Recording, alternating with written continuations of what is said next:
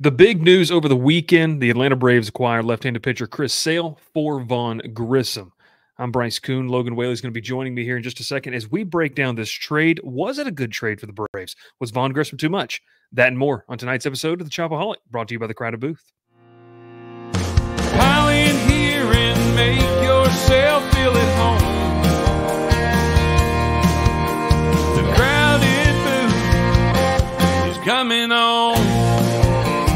The Crowded Booth with Bryce Koon.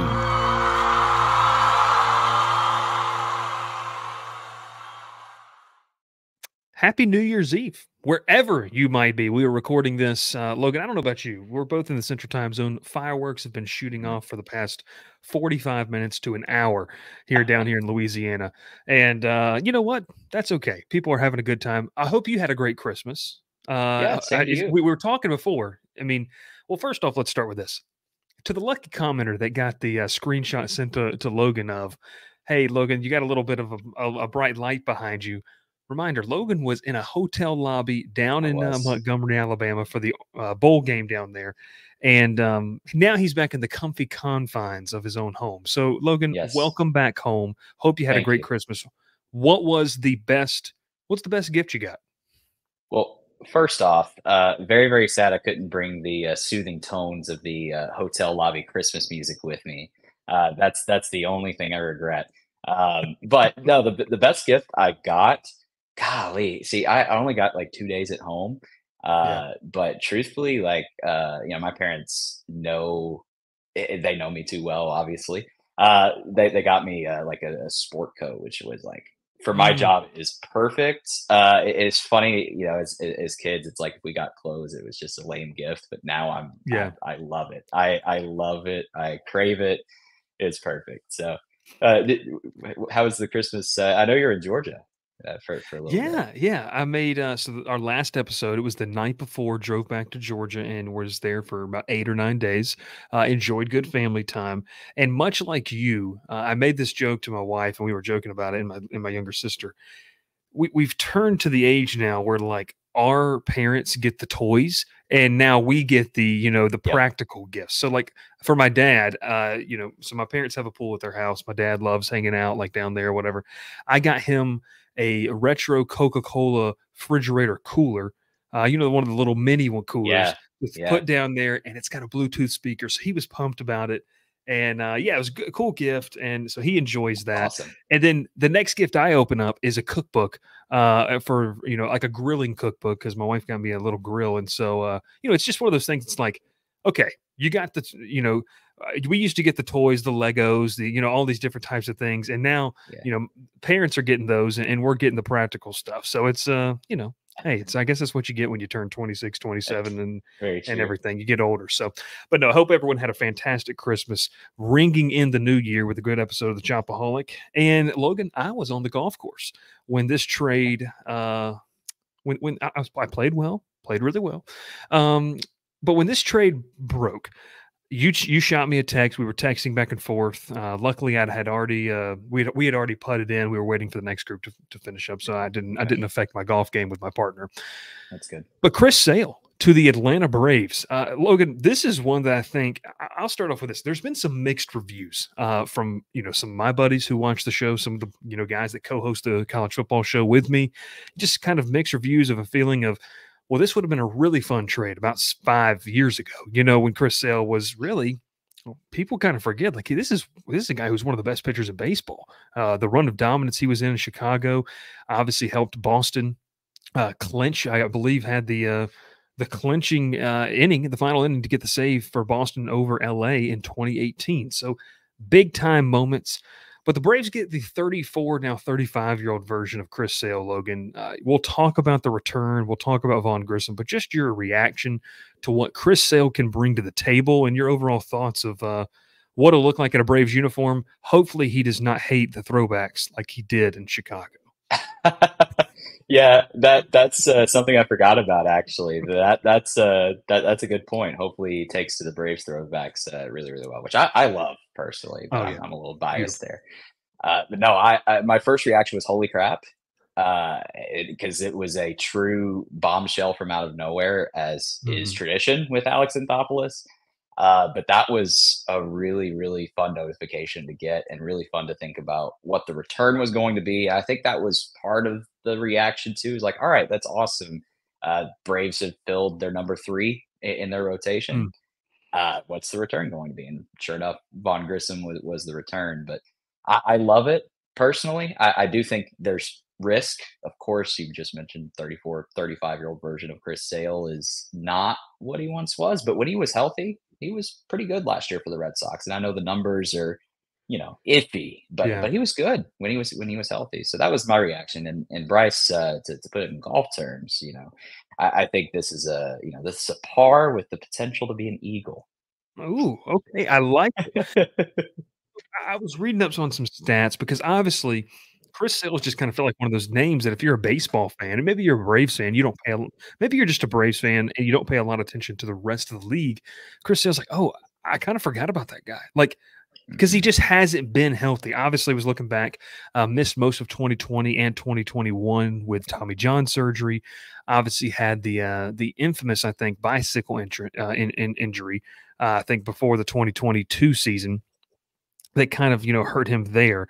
But look, this is a guy that he pitched over 100 innings last time or this past year. He showed in flashes what he could give you, and he was actually pretty good in his very small sample size when he was able to make start. I believe he made 9 starts. I could be wrong in that, and make sure to check me there. Maybe I'm completely wrong, but finished 6-5, had a 4.30 ERA. Look, you can look at the stats. Logan, you and I talked about this a couple episodes ago. The attitude. That's where it sticks for me. The attitude of Chris Sale. Look, if you want to go back and look up Chris Sale, dugout. The fiery attitude of this guy to be able to kind of, for lack of better words, we talked about it, the screw you, the F you attitude that the Phillies had against the Braves. This is what Sale brings to the locker room. Time and time again, we see Anthopoulos make these moves with not just the on the field, aspect of it, but the locker room and the dugout. And look, they do their due diligence. I think this pairs very well with what the Braves want from a locker room perspective. I think he's going to be a good teammate. Anthopoulos said so as much. And I like the addition because I feel like I'm looking at it more from just the what is he going to give me on the mound? I know that's important. I know the results matter. But when fans look at this, it's like you said, the risk is high. No, we can talk about the contract details, but to me, it's the attitude aspect that I thought Atlanta needed, and I think they filled that with Chris Sale, a fiery guy out there on the mound. Yeah, no, I agree with it. And I saw some reactions on Twitter that pretty much said this could be Cole Hamels 2.0, and I just don't see it that way. I really don't. And I get the comparisons. A once dominant left-handed pitcher past his prime, joining the Braves on a. In Hamels' case, it was a 1-year deal, but and obviously with Sale, you're giving up a little bit more to get him. But at the same time, I really do think Sale has a lot to offer this team. And Hamels, I really think when the Braves signed him was like super at the end of his career versus Chris Sale, where you just mentioned last year, you could still see some glimpses. The stuff is still there. Maybe not so much the fastball velocity, but the stuff is still there. And that's really important. But you just mentioned it. What he brings to a locker room is super important. Obviously, the postseason experience that helps tremendously, and honestly, just the other factors of it. I'm curious to see how Max Fried, if he stays healthy over a full course of the season, how he progresses with someone like Sale in that rotation with him.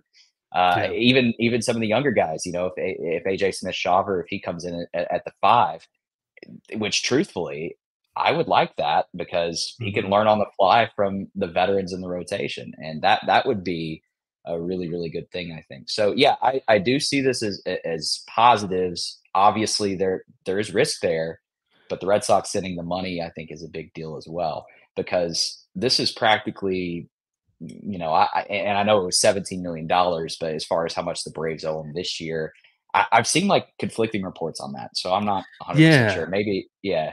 That's one thing I am curious about.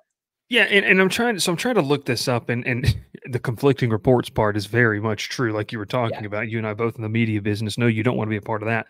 This is from what I can understand. So if there's someone else there who watches this that knows more, please feel free to comment below your reaction to this.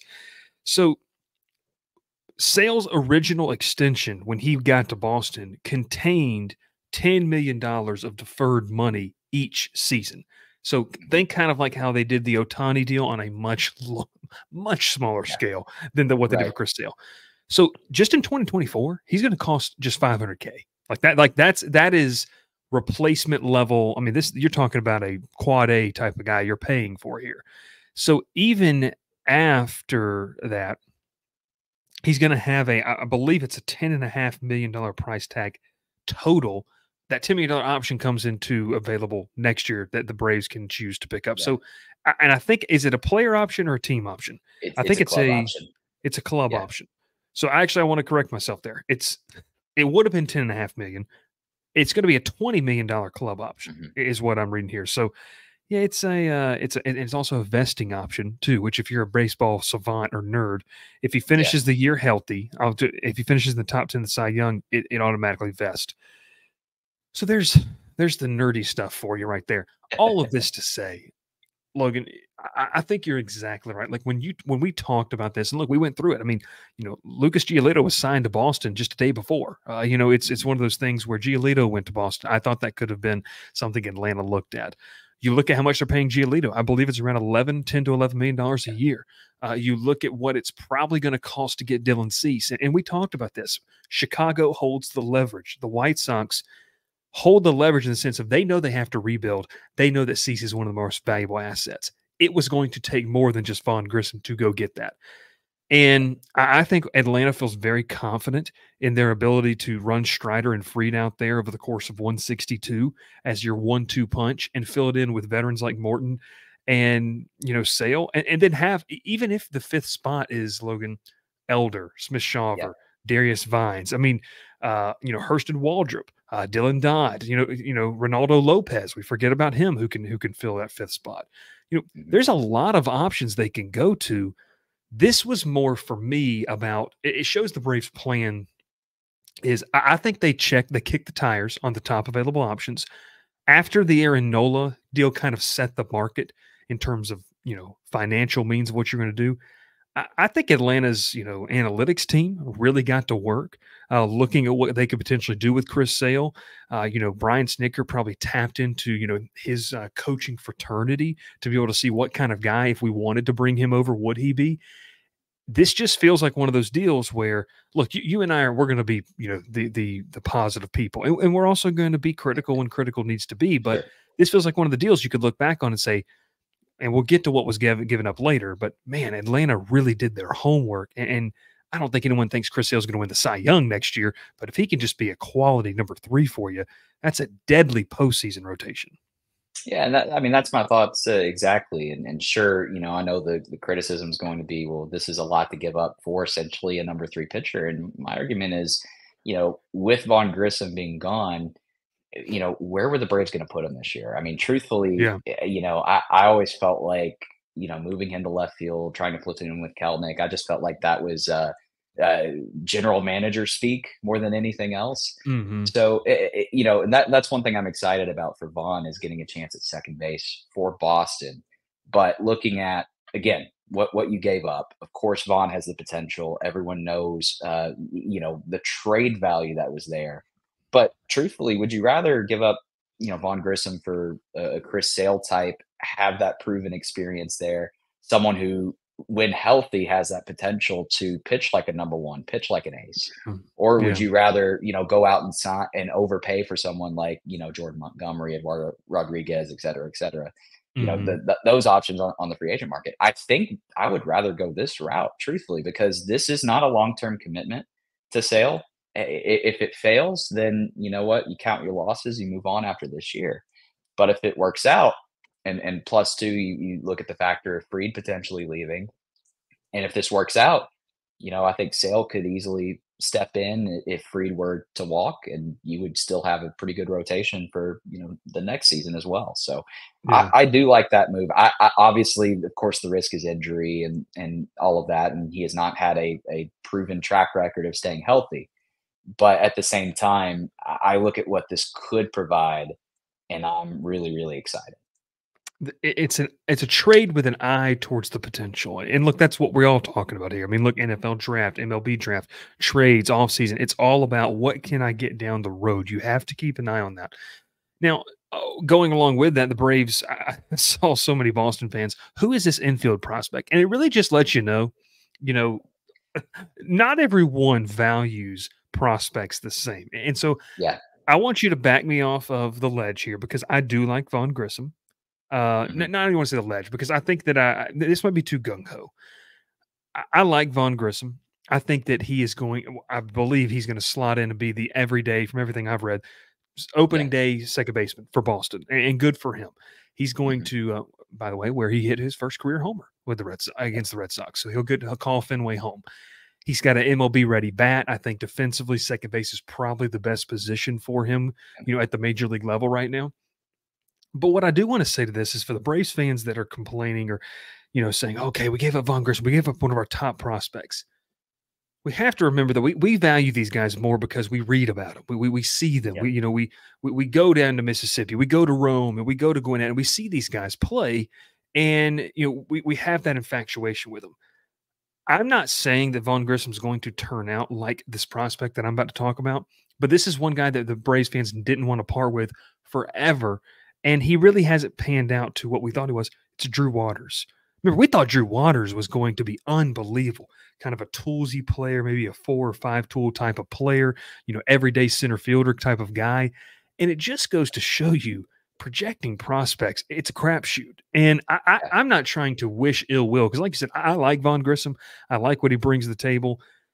But when you talk about what you gave up, I think that the potential of Chris Sale far outweighs what you were going to get out of Vaughn Grissom in 2023. There's just not a spot. Like where were you going to put him and he was going to play better? Like, I think we could probably say Jared Kelenic is probably going to be the better left fielder over Vaughn Grissom just because of the defensive acumen he has. So I'll let you have this, but it's just one of those things where I think it's an example of Braves fans just valuing their prospects too much. I still think Grissom can be a solid MLB player, but in the scheme, in the scope of what he meant on Atlanta's roster, I just don't know if he moved the needle that much for the Braves. Yeah, and I think this also is telling too, because I think you get an idea of how Alex Anthopoulos values prospects here. Because I know everyone had this idea of Vaughn Grissom's trade value, and he was often referred to as the centerpiece in a Dylan Cease deal. And I think the reports came out that, Vaughn was a piece in that. And given what Chicago's asking price would have been for Cease, I think it was going to be way too high for Anthopoulos because to me, I think this screams he values the Smith-Shawver types, the Waldrop types a lot more than he does Vaughn Grissom. And, that's not to say he doesn't value Vaughn Grissom because, just read his comments from after he got traded. The I can pitch comment from Vaughn, that kind of broke me. I'm not going to lie. I'm like, man, I'm going to miss him. But at the same time, where were you going to fit Vaughn in this year's Braves team? And obviously the Braves right now are looking to win and make a move that benefits you right now. And I think Chris Sale, it benefits them right now. So the question of if Vaughn is too much, time will tell. As you said, trying to predict prospects is indeed a crapshoot.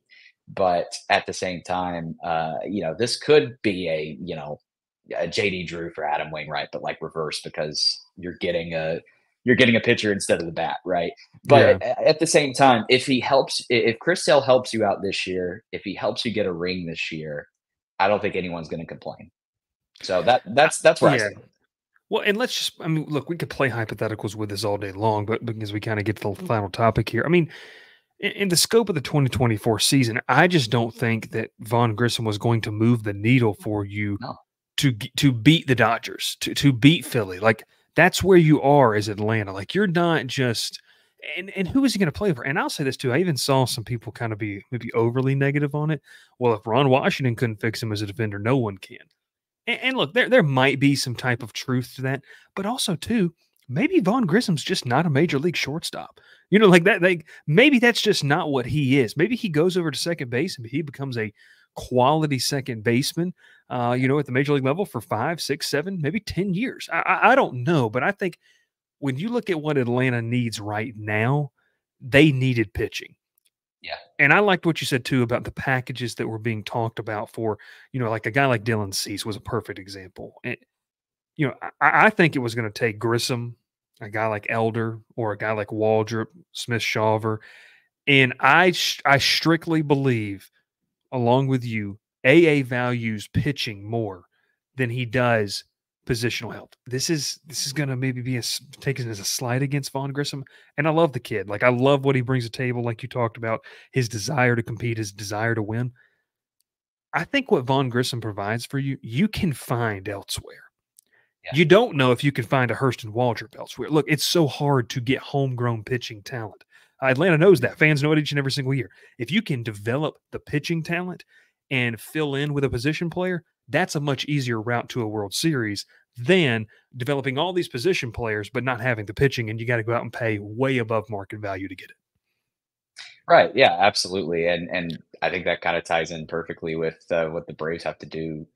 You know, what else do they have to do this offseason? Yeah. And truthfully, I mean, someone like Vaughn, he does fit in to a Braves plan in the sense of you know, he was going to be that right-handed bat off the bench. I felt like, but again, I mean, that to me would have been, you know, where Vaughn would have been this season. I don't think he would have cracked the starting lineup every day. And again, not a slight to Vaughn. It's just how the Braves are constructed right now. There's really not a spot for him.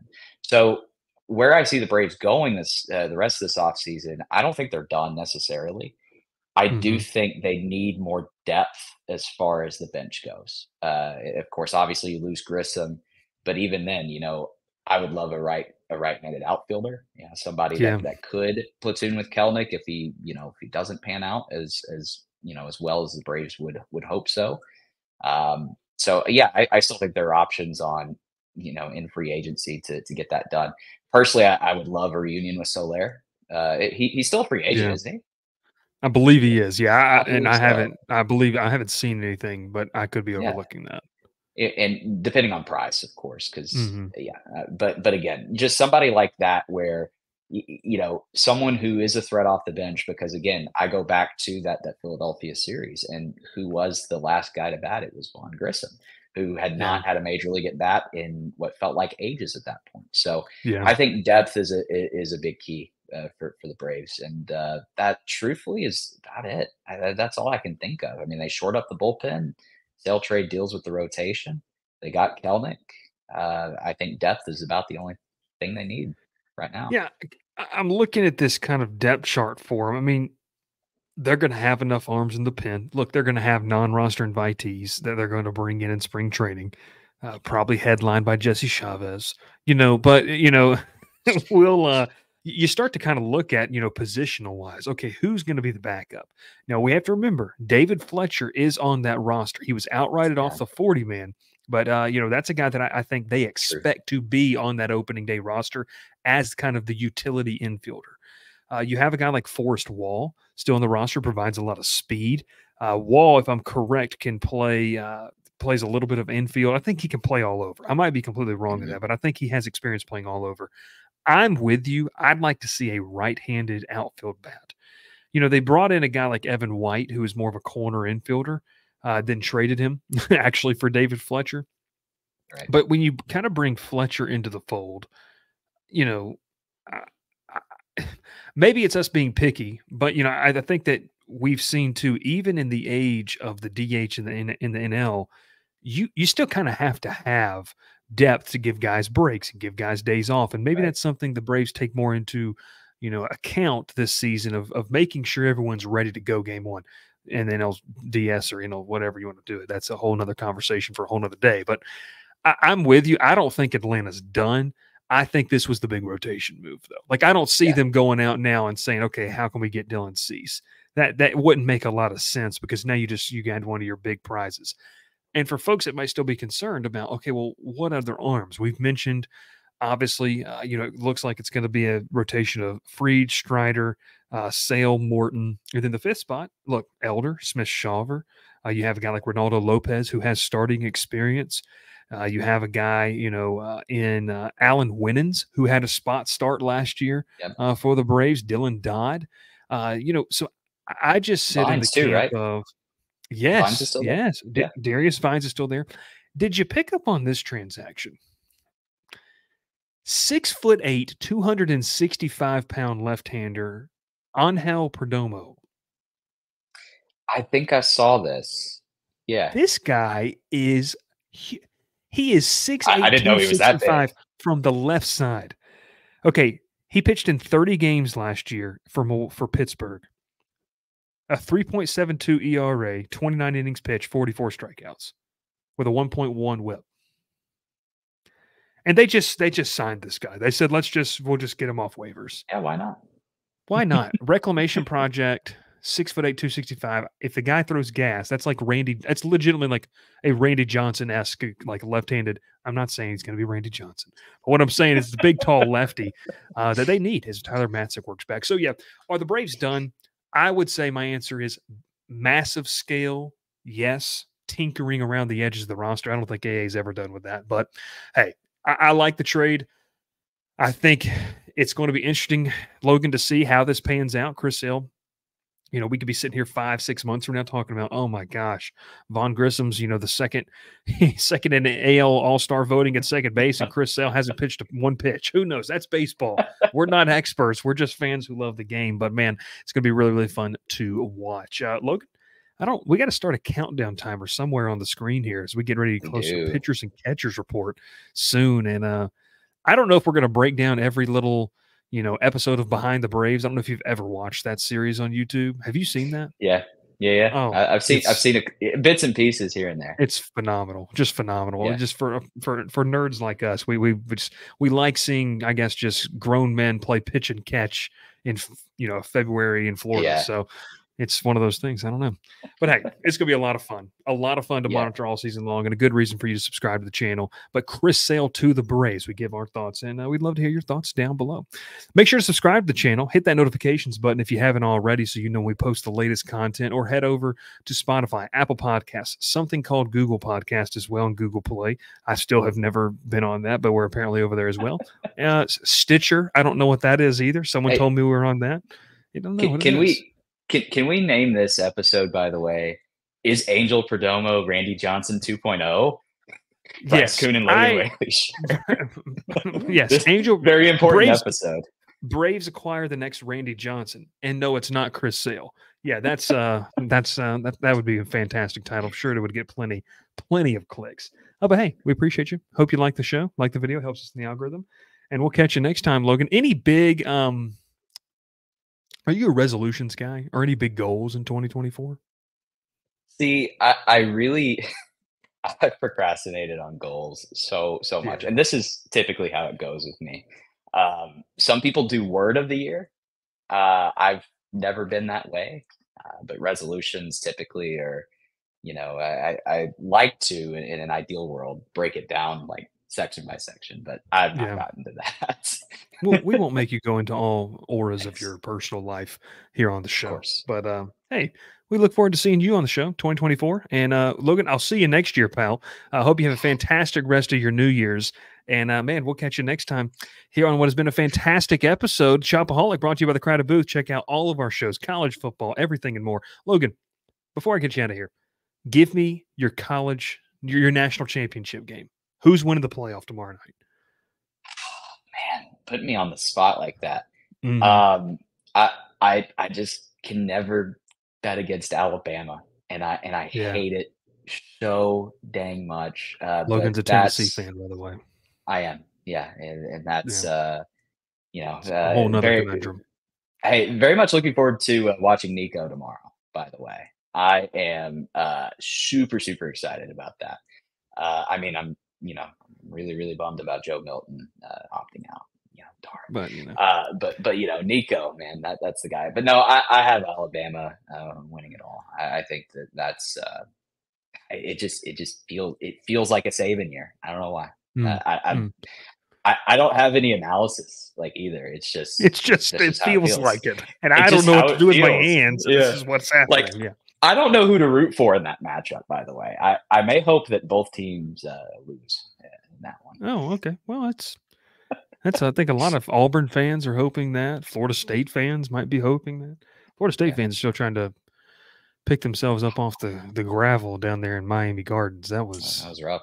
Brutal. All right, well, hey, we'll catch you next time. Bryce Koon, Logan Whaley, we're out. We'll see you next time.